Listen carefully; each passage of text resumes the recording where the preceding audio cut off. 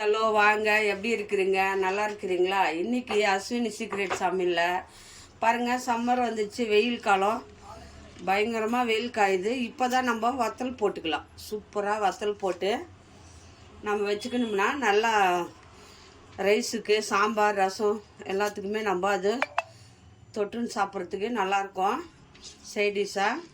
பாருங்கள், அது எப்படி பண்ணுறது பாருங்கள். நான் ரேஷன் அரிசி, புழுங்கல் அரிசி தான் எடுத்துக்கிறேன்.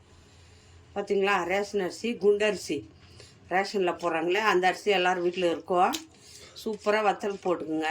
பசங்களுக்கெல்லாம் ரொம்ப விரும்பி சாப்பிடுவாங்க. நான் புழுங்கல் அரிசி தான் எடுத்து ஊற வச்சுக்கிறேன். ஊற வச்சு ஒரு 5 மணி நேரம் காலையிலே ஊற வச்சுட்டேன். நல்லா ஊறிட்டு இருக்குது பாருங்கள். அரிசி வந்து நல்லா ஊறிடணும். நல்லா ஊறிச்சு அரிசி. ஜவ்வரிசியும் இது நல்லா ஊறிட்டுருக்குது பாருங்கள். நல்லா ஊறி புசு புசுன்னு. நீங்கள் சாயங்காலம் செய்கிறதா இருந்தால் எல்லாத்தையும் வந்து ஊற வச்சுருங்க.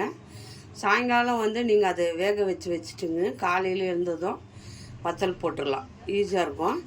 காலையில் வெயில் தான் நல்லா சீக்கிரத்தில். சாயங்காலம் டைமில் எல்லாத்தையும் பாருங்கள். இது நல்லா ஊறிட்டு இருக்குது. ஜவ்வரிசி எடுத்துக்கோங்க. நான் 1 கப்பு ஜவ்வரிசி எடுத்துக்கிறேன். 1 கிளாஸு, 2 கிளாஸ் புழுங்கல் அரிசி எடுத்துக்கிறேன். 1 கிளாஸு ஜவ்வரிசி, 2 கிளாஸு புழுங்கல் அரிசி. பாருங்க, எல்லாரும் பச்சை மிளகா போடுவாங்க, நான் காஞ்ச மிளகா போடுறேன். சரிங்களா? இந்த காஞ்ச மிளகா எவ்வளோ காரம் வேணுமோ அவ்வளோ எடுத்து ஊற வச்சுருங்க தண்ணியில் போட்டு. இது நல்லா ஊறிடுச்சுன்னா மிக்ஸி ஜாரில் நல்லா அரைச்சிடும். சரிங்களா? கொஞ்சம் பெருங்காயம் போட்டுக்கோங்க. பெருங்காயமும் இந்த மிளகாவும் நல்லா கொஞ்சம் ஊறின பிறகு மிக்ஸி ஜாரில் செப்பரேட்டாக அரைச்சிக்கணும். சரிங்களா? இப்போது இந்த ஜவ்வரிசியும் இந்த அரிசியும் நம்ம தனித்தனியாக அரைச்சிட்டு புழுங்கல் அரிசி வந்து நைஸாக அப்படி அரைச்சிக்கோங்க. நான் காஞ்ச மிளகாவும் போட்டு அரைச்சி ஊற்றிட்டேன். சரிங்களா? காஞ்ச மிளகாவும் அரைச்சி ஊற்றியாச்சு. ஜவ்வரிசி அரைச்சிக்கிறேன். ஜவ்வரிசி பாருங்கள்,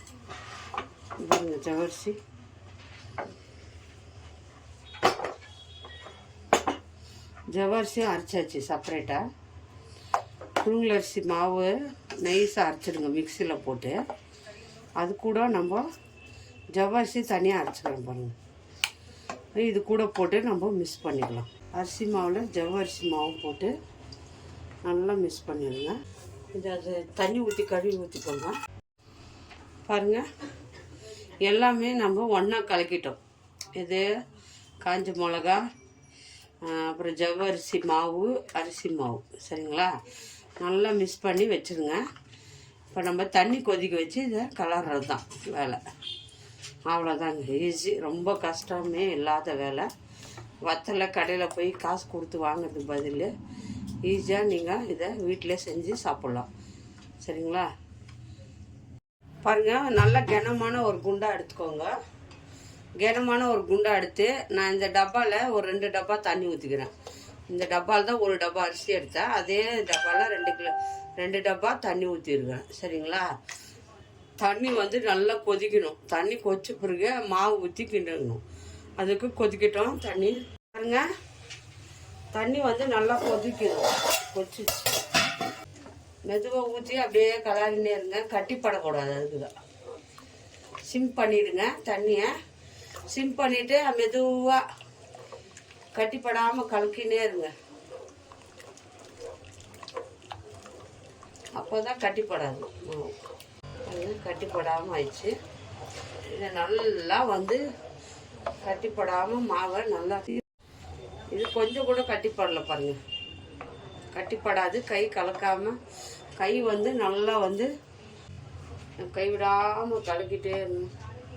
கனமான பாத்திரம் வச்சுக்கணுங்கன்னா அவ்வளோ சீக்கிரம் அடி பிடிக்காது. சரிங்களா? ஏன்னா அரிசி போட்டுக்கிறதுல அரிசி எல்லாம் ஜவ்வரிசி எல்லாம் வெந்து வரணும். அப்போ தான் டேஸ்ட்டாக இருக்கும். ஆற வச்சிடணும் நல்லா. இப்போ நைட்டே நான் கிண்டிடுறேன். இதை காலையில் புழுங்கல் அரிசியும் ஜவ்வரிசியும் ஊற வச்சேன். எல்லாம் பச்சை மிளகா போட்டு தான் அரைச்சி ஊற்றுவாங்க. நான் வந்து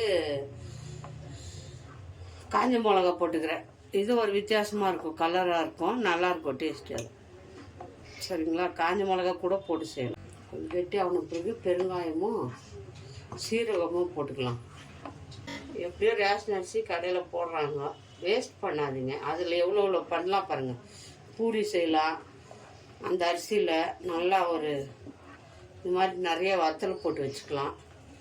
சைடிஷ்க்கு நல்லா குழந்தைங்க சும்மா இருக்கும்போது கூட ஸ்நாக்ஸ் இல்லைனா கூட வத்தல் வறுத்து கொடுத்தா சாப்பிடுவாங்க.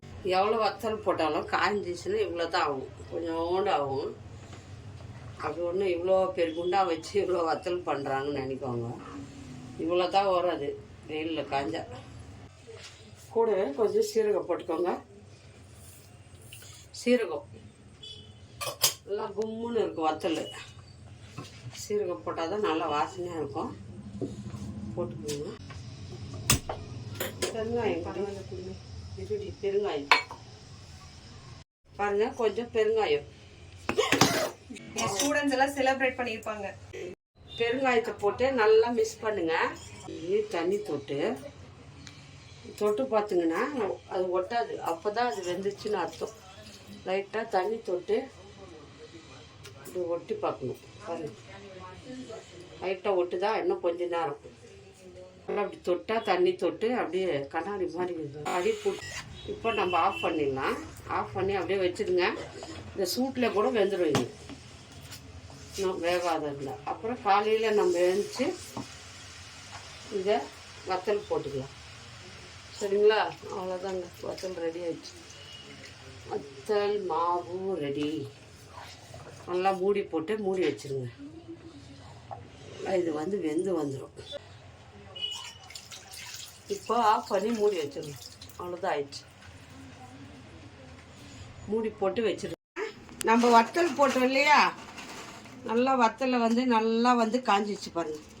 இந்த மாதிரி காஞ்சிடணும் பாருங்கள். அவ்வளோ போட்டதுக்கு இவ்வளோ தான் வந்திருக்கு வத்தல். இப்போ நான் இது வத்தலை வந்து வறுத்து காட்ட போகிறேன். காரம் உப்பு எல்லாமே நம்ம இதில் போட்டுக்கிறோம். நல்லா சிம்பிளான வீட்டில் வந்து நம்ம சாம்பார் ரசம் எல்லாத்துக்கும் பொரியலுக்கு எல்லாத்துக்குமே இது நம்ம தொட்டுக்கலாம் இல்லையா? வீட்டில் நல்லா வெயில் காயுது, வத்தல் போட்டு வச்சுக்கோங்க. ஒரு டப்பால் போட்டு வச்சுக்கணுங்கன்னா எப்போவுமே யூஸ் ஆகும். பாருங்கள், நான் வறுத்து காட்டுறேன். இந்த வறுத்து காட்டுறேன். கடாயில் வந்து ஆயில் ஊற்றி வச்சுக்கிறேன். நல்லா ஆயில் சூடாகட்டும். நான் நீங்கள் முறுக்குழாவில் போட்டு கூட முறுக்கு மாதிரி செஞ்சுக்கலாம். நான் வந்து இதில் போட்டுட்டேன். கையிலே கொஞ்சம் கொஞ்சமாக சின்ன சின்னதாக விட்டுட்டேன். அதனால் அப்படியே பாருங்கள் எப்படி பொறிஞ்சு வருது. நல்லா அப்படி திருப்பி விடுங்க. இந்த வத்தல் ஒரு 4 இருந்தால் போதுங்க. சாப்பாடு ஒரு பிளேட் சாப்பாடு சாப்பிட்றலாம். வீட்டிலே செஞ்சு சாப்பிட்றது எவ்வளோ ஒரு சந்தோஷம் தெரியுங்களா? பாருங்கள், இந்த மாதிரி பொரிச்சுக்கோங்க. பாருங்கள், எண்ணெய் நல்லா சூடான பிறகு போட்டிங்கன்னா நல்லா பொரிஞ்சு வந்துடும். எண்ணெய் சூடாக இருக்குது. எது பொரியுது பாருங்கள். எண்ணெய் சூடானா போதும். நல்லா பொரிச்சு நன்றி. யார் தின்னுற வீடியோ தெரியும். அப்படியே அது தமிழில் பிடிச்சிது. அப்படியே தூக்கி அதில் பிடிவா. அந்த கிண்ணத்தில் அப்படியே கொஞ்சம் தூக்கி வை. பாருங்கள், ஆயிடுச்சு, பொரிஞ்சிடுச்சு. பாருங்கள், நல்லா பொரிஞ்சு மேலே வந்துடுச்சு. சூப்பராக நம்ம ரேஷன் அரிசியும் ஜவ்வ அரிசியும் வச்சு போட்டு பிடிக்கல இல்லை, புஷ்ட்டு ஒரு 2-3. ஓகே. பாருங்கள், இது வந்து ரேஷன் அரிசியும் ஜவ்வ அரிசியும் தாங்க. சூப்பராக வத்தல் ஆயிடுச்சு பாருங்கள். நான் வந்து முறுக்கு மாதிரி கூட விட்டுக்கலாம். நம்ம சின்ன சின்ன மெலிசா நல்லா குண்டு குண்டாக விட்டுட்டேன். சூப்பராக வந்திருக்கு பாருங்கள். நம்ம வந்து இந்த வத்தல் இருந்தால் போதும் சாப்பாட்டுக்கு. நல்ல வெயில் சீசனு. இப்போ எல்லோரும் வீட்டில் செஞ்சு வச்சுருங்க. இதே மாதிரி சிம்பிளாக பண்ணிவிடுங்க. எல்லாருக்கும் பிடிக்கும். யார் யாருக்கு இந்த வத்தல் பிடிக்குமோ லைக் பண்ணுங்கள், ஷேர் பண்ணுங்கள், கமெண்ட் பண்ணுங்கள். மறக்காத அஸ்வினி சீக்ரெட் சமையலை சர்ப்ரைஸ் பண்ணுங்கள். இன்னொரு டிஷ்ஷில் பார்ப்போம். பாய்.